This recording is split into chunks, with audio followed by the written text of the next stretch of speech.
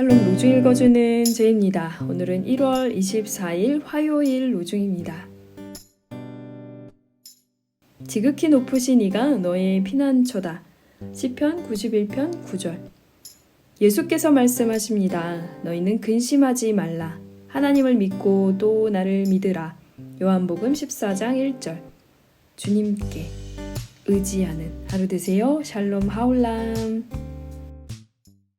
2022년에 우리 몇몇 서로님들과 요한의 글을 쭉 읽어봤어요. 요한복음, 요한 1, 2, 3서, 그리고 요한계시록. 정말 재밌었고 뭔가 이 요한과 굉장히 친해진 그런 느낌을 받았습니다. 오늘 우리가 함께 읽은 가르침의 본문은 요한복음의 후반부입니다. 이제 예수님이 제자들에게 이제 좀 마지막 가르침, 이제 작별을 준비하는 그런 시점에서 하신 말씀이에요. 예수님께서 말씀하십니다. 너희는 근심하지 말라. 하나님을 믿고 또 나를 믿으라. 그러면서 당신이 가셔야 할 그 길에 대해 이야기를 하십니다. 그러니까 도마라는 제자가 나타나서 아니 그 길을 좀 보여주시든지 좀 선명하게 알려주셔야 저희가 따를 거 아닙니까? 라고 하니까 예수님이 아주 유명한 말씀을 하십니다. 내가 길이고 진리고 생명이다. 참된 제자도는 밑도 끝도 없이 스승을 믿는 데서부터 나옵니다. 예수님이 가실 길이 선명하게 눈앞에 쫙 펼쳐져 있고 설득돼야 따르는 그런 제자 아니라요. 그동안 함께했던 예수님 그 자체를 믿는, 그래서 그분이 어디로 가시든지 그냥 그 걸음을 쫓아 나아가는 그런 사람이 제자예요. 요한복음과는 좀 다른 관점의 복음서인 마태복음에서 예수님이 제자들을 부르실 때 그들은 묻지도 따지지도 않고 바로 자기들이 가진 것을 버려두고 예수님을 따라 나섭니다. 바로 우리 지난 주일날 나눴던 설교인데요. 묻지도 따지지도 않고 주님 뒷걸음 따라가는 우리 서로님들 될 수 있다면 좋겠습니다. 너희는 근심하지 말라. 하나님을 믿으니 또 나를 믿으라. 이 믿음 안에서 승리하는 오늘 하루 되기를 축복합니다. 오늘부터는 로마서를 읽습니다. 마가복음 16장까지 어제 마무리했고요. 로마서 말씀 가운데에서도 은혜를 누리는 서로님들 되십시오. 좋은 하루 되세요. 로마서 1장. 바울입니다. 그리스도 예수님이 부르시는 종입니다. 사도로 부르심을 받아 하나님의 복음을 위해서 따로 구별된 사람입니다.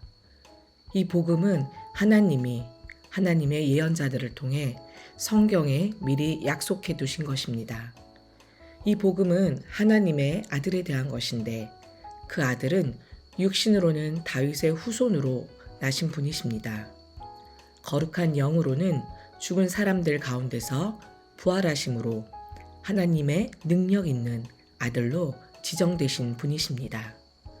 곧 예수 그리스도 우리 주님이십니다. 주님을 통해 우리는 은혜를 입어 사도의 직무를 받았습니다.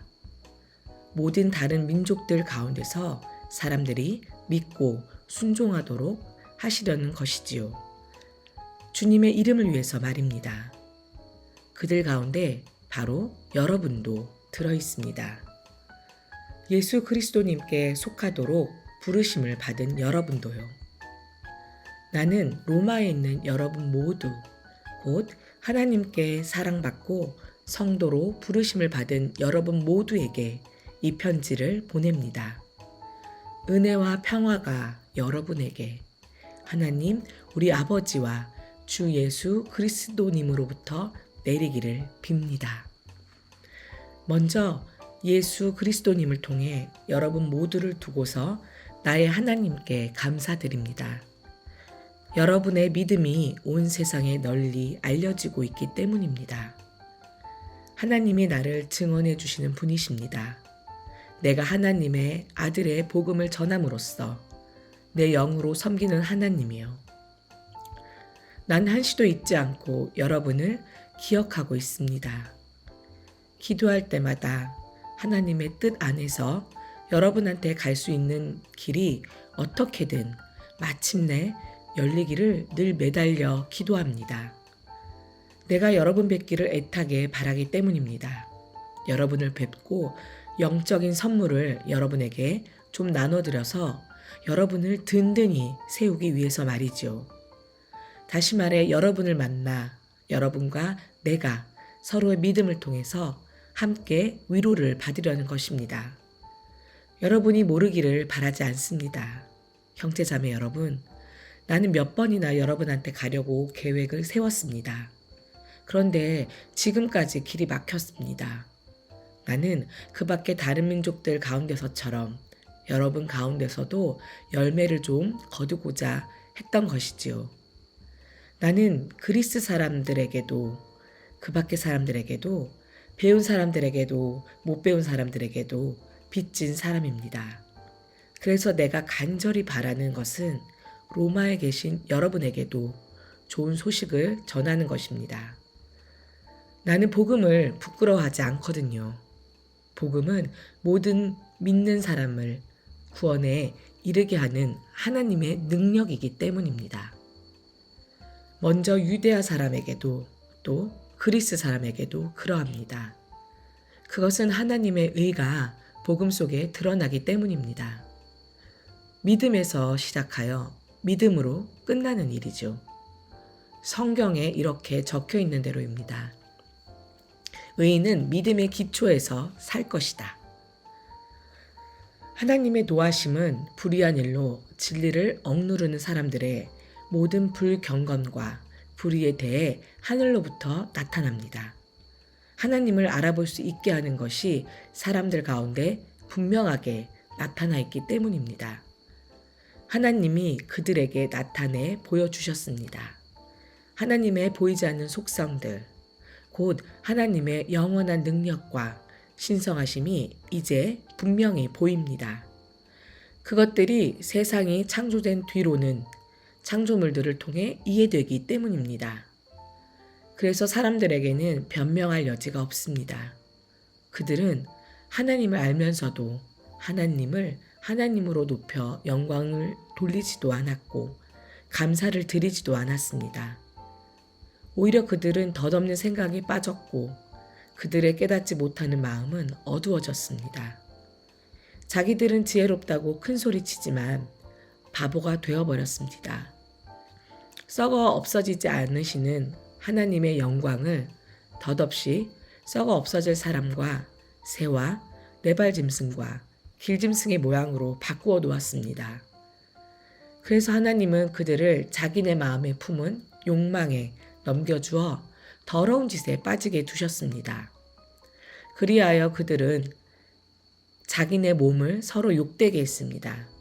그들은 하나님의 진리를 거짓으로 바꾸어 놓았고 창조하신 분 대신 창조된 것을 숭배하고 섬겼습니다.